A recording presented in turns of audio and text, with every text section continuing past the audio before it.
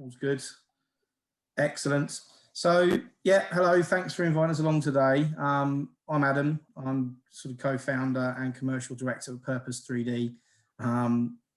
So Purpose 3D, we are specialists in creating digital 3D models of vintage and historical clothing.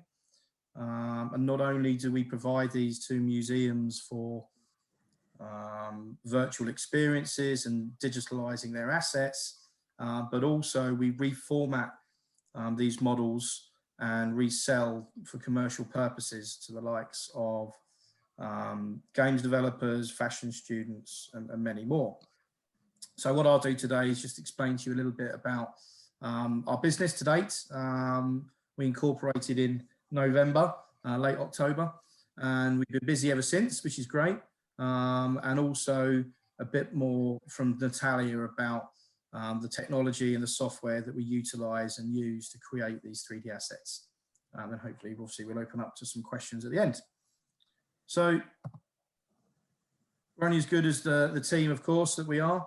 I'm the commercial director. I come from a sales marketing background, so it's very natural for me to take this role. Being a small startup, as I'm sure you're all familiar with, we all tend to muck in with all decisions and keep the communication high, but it's very important that we have our own roles within the business.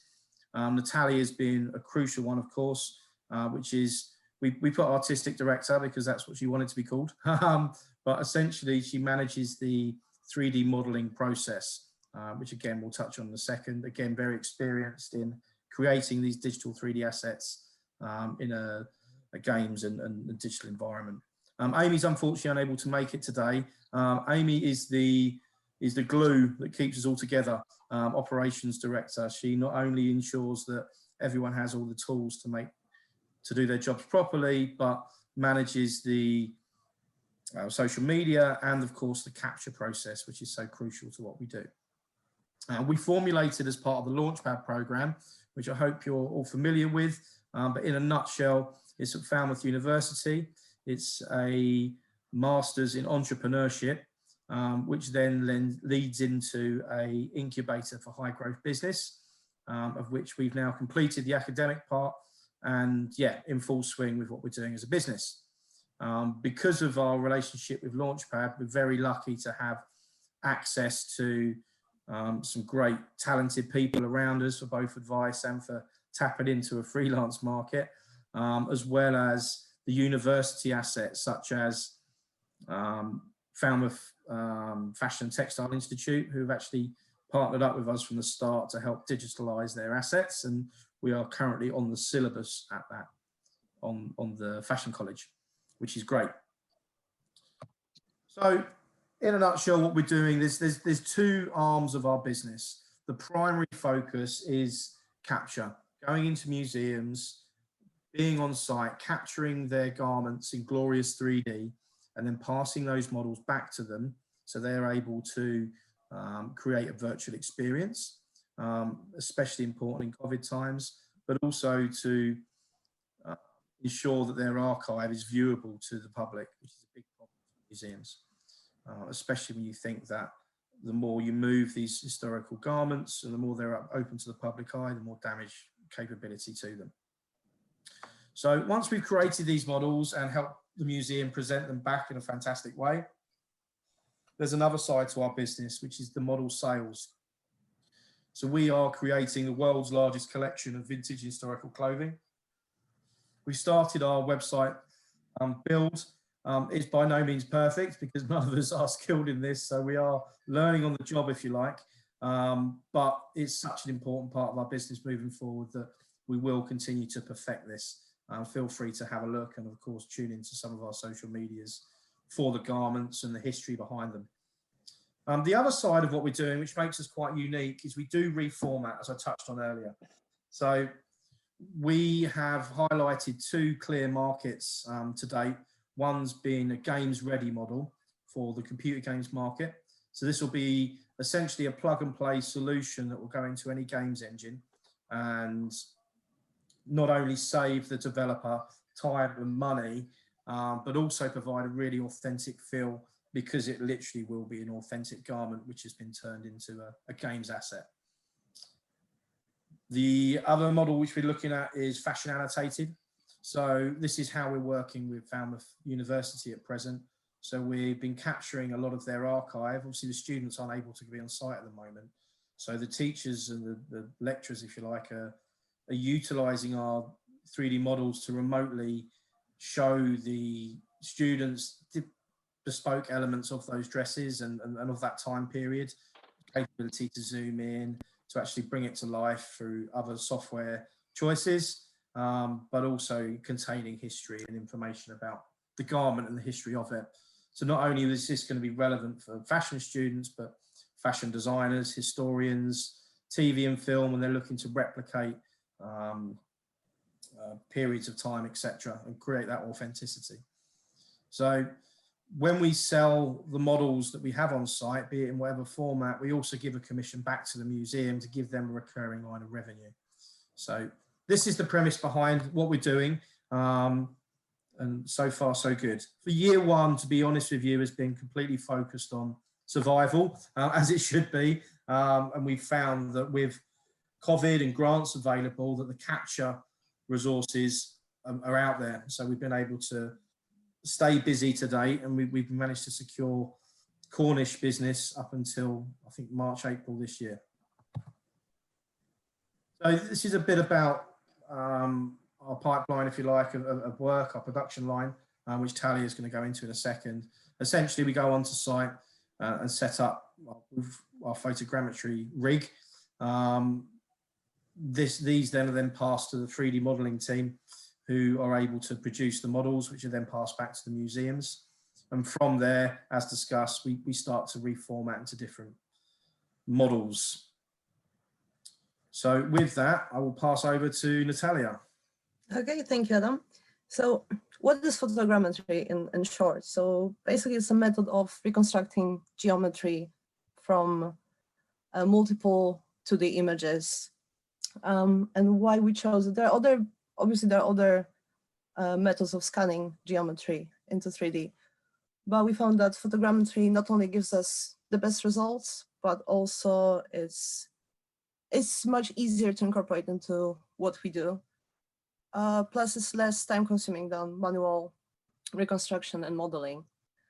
So yeah, photogrammetry has been used in many industries, in science, archaeology, and also in heritage and creative industries, and this is what we focus on. So Adam, if you play the next slide, I will be able to show everyone how it works. So we start with the studio setup. And this is a very crucial part of the process, because the better your image is, the better the model in the end. So what is very important is choosing the right gear, right camera, good lenses. It has to be, you cannot have any deformation, you cannot have any harsh shadows. So it's very important to think about your equipment, choose the right one. Doesn't have to be the most expensive on the market.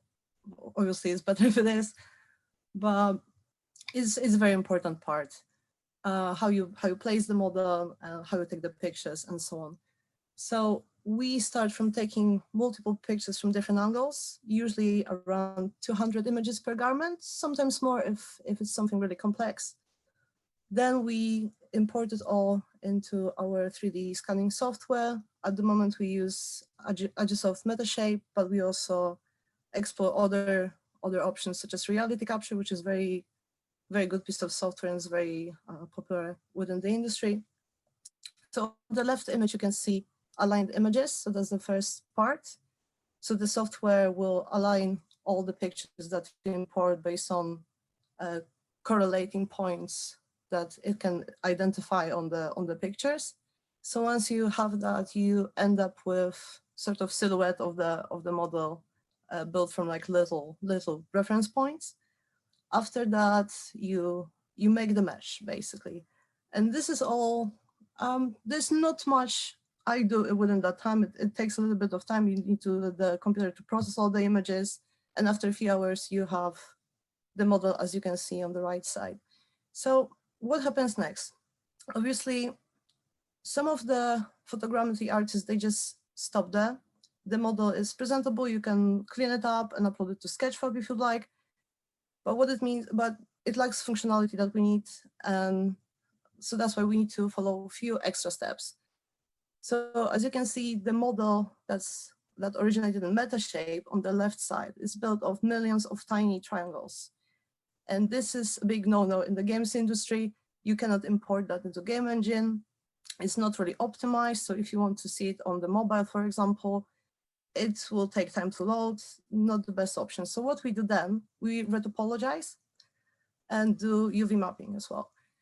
So we try to reduce the number of polygons on the model. We build quads. So instead of triangles, we use quads because they're just easier to work with. They're easy to subdivide. They're easy to reduce. It's very clean mesh. And from that point, you can do pretty much anything you want with that. So this is the example that we of the model that we built for Hellstone Museum. And you will see the finished model on the next slide. Right, so then we bake the textures again. You can use different software for this. You can use XNormals. You can use same scanning software that you use. So normally you would add color to it. And because obviously the geometry is less detailed after retopology, you want to also bake some details. So we use normal map for that. For some other items, you can use different types of maps, but we're not going to go into that much detail. So this is the final model on the right side, and it's ready to adapt it to different applications. So on this slide, you can see how we can use our models and how we currently use it. So for the museums, we can display the models on their websites. We also incorporate a new way of viewing the models within the museum space, which is something that the clients really like because it gives you like an extra experience. You can display the items that for many different reasons cannot be displayed within the gallery. So what you can do, you can scan a QR code, you can see the model on your mobile, you can turn it around, see all the information about it. So that's something that museums really appreciated. Next thing that we can use it for is education. And this is what, as Adam mentioned, we do with Falmouth University already. So similar to the museums, we present the models, we can add annotations, the tutors can add any information they want to. Students can even trace the patterns in special software. So it's much easier for, let's say, costume students to reconstruct a garment from, let's say, 18th century if they have patterns basically on the 3D model. Next use of our models is games and animation. And this is where the topology that I was talking about is really crucial, because if you don't have the right topology, you just cannot animate and you cannot simulate the model. And it's very tricky with garments, especially because it not only moves with the character, but it also moves in specific way, depends on many other factors such as wind or anything else. And the last thing that we're currently exploring, we haven't started this part yet, but we can explore the e-commerce side of it. So we can offer to the fashion designers option to scan their designs, put it on the website, so the customers can see it from all of the sides. Instead of photograph, they can see the model and they can decide whether they like the item or not. And this is something that I've seen a lot in the industry lately. Like people try to implement the 3D into the e-commerce with fashion and design, but mostly they rely on manual modeling. So the 3D models they have, they're not as accurate as the real thing. So this is where the photogrammetry is a great option, we think, for them as well. Super. So, right, so get to this. So where we're at now, thanks, Talia.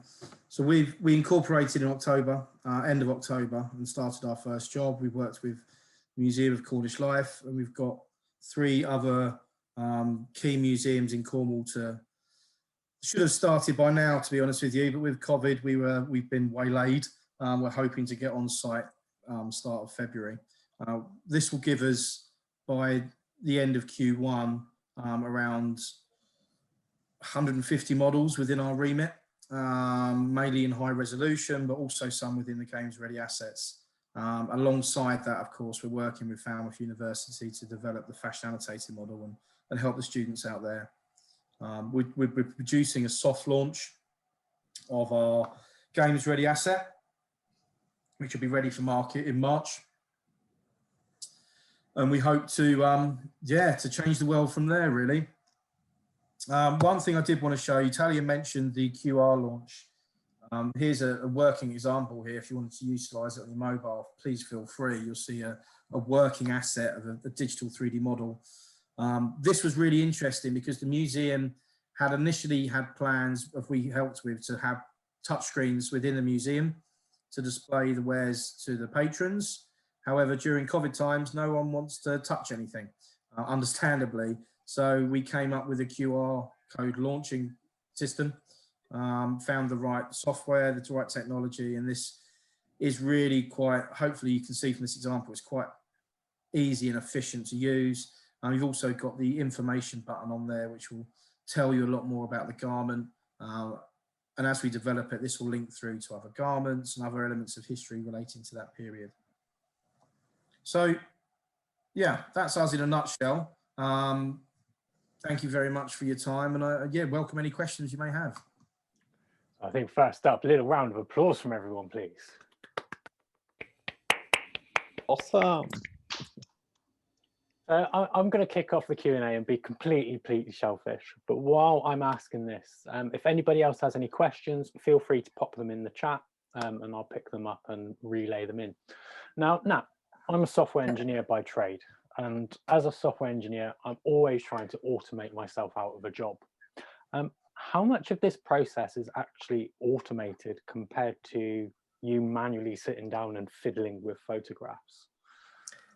Yes, so the first part of the photo alignment and building the model is fully automated. There's not much you have to do apart from the initial setup. The biggest problem that we have at the moment is that the retopology part. There are some software that could produce auto retopology. However, the problem is it's not ready for animation. It's not good enough to work in the game engine. And I'll tell you why. If you have a model, let's say I'm scanning a rock, and I want to put it inside my game. It's very easy. I can do the auto retopology. It works fine. It's no problem. But with the things like characters, garments, they have to move in a certain way. So I need to be careful when I place the polygons on the model. I need to be careful where do I have my loops. So for example, I need to have a loop here, so my character is able to move its arms. So this is something that it cannot be, at the moment, it cannot be automated. But I know there are some people working on options using the AI, and that's something that we wait for inside the industry, and we're hoping that this is something that we could also incorporate in our process. Okay, but I suppose in some ways that's good for you, because if it's not able to be automated right now, that means you can charge a lot, which must be. Yeah. It's worth noting there as well is that we did have another member of the team who was on the technical side with Natalia, and they're no longer with us. So we had to readdress our production process. We had to incorporate freelancers into the system. And the way we've done that is by almost topping and tailing it. So that Talia is taking the initial work of the model creation and then actually farming out the retopology aspect, because it's the more, I would say, manual labor. It's not something I can do, but farming that out to a freelance resource, then pulling it back from there and adding the finishing touches to make it a professional looking item. Okay, that's an interesting way to approach it. We've had a question come in from Brian Waterfield. Brian's asking, would creating a light box save time in the capture rather than having to set up a full-on studio lighting system? I think that's right. So we use Lightbox for smaller items. It is something that we discussed. We talk about different ways of lighting the object. We talk about the ring flash and so on. But at the moment we use 4 points for lights setup. And yeah, to some extent, yeah, I agree with that. But the thing with Lightbox is it works best when you can rotate the object that you have inside. But while you have the mannequin that stands on the turntable, that'll be very difficult to manage because you also need to take pictures from above of the model. So that involves coming with the tripod and trying to, you know, trying to see how the arms look like from that perspective. So at the moment, that would be ideal solution, but at the same time, we wouldn't be able to fit it in the museum space, for example. So that's a bit more tricky than it sounds. So good for shoes, not for yeah, it's definitely a good idea to use softboxes for smaller items. Okay. Adam, can I ask you really quickly to go back one slide to the QR code so people can check that out and have a look while we're talking? Paul has asked, do you rig the characters as well and model the drape? I have no idea what that means, but hopefully it'll be something to you, Nat. Yes, we do occasionally. It depends on what the project. Yeah, it depends on the project. Basically, it depends for who we doing the project for, what they expect us. Because even within the game industry, we work with few developers. Some of them they want just raw scans. They don't want even the retopology because they have their own systems of doing that, which is fair. And some of them they expect fully rigged assets. So it really depends. But yeah, we can do that as well. Okay. Sounds like you can do everything. It's brilliant. We've got time for one more question. This one comes from our very own Robert. Have you had any interest from TV or the film industry, or are you a little bit too early on in your journey to open up those conversations? I think we're still quite early, I would say, especially when it comes to like technical differences between games and VFX industry. I would say we could get there potentially, but this is something that we still need to explore. We're still a bit too early to talk about this to be ready for. We started conversations with some people within the university, film and TV, some of which are really connected within Cornwall Film. There's two sides of how it could be relevant for TV and film. One is a reference point. So people like Poldart, they spent a lot of money ensuring that all of their garments were period relevant and authentic. So it'll be a point of reference. They will download the models, design accordingly. The other side of it, which is what sort of Natalia was touching on, was the VFX and turning someone in a green jumpsuit to be wearing a frilly dress or whatever it may be. That has similarities to what we're doing within the game's models, but it's not the same. And it does all of these things because of the professional level we're approaching it. We want to be best in market. They take a lot of time and research before we're ready to actually launch a product to market. But it's definitely something we've got in mind, especially when you think the amount of money that's spent on effects and clothing in films, etc. So yeah, definitely on the roadmap. Nice, I like that. So we've kind of run out of time for this section, and I'm putting Adam and Nat on the spot here, but I've got a feeling that there are a few people who would like to dive into this a little bit more on this call. When we finish at 1, are you okay to hang around for 10 minutes if people want to have a chat? Yeah, brilliant. So if you've got any more questions, save them up, maybe write them on a post-it note so you don't forget them. The technical ones to Nat, please. Yeah, or we could put the technical ones to you and we could all just enjoy it. Salesman, I'll probably blag it. Excellent. So if Adam, if you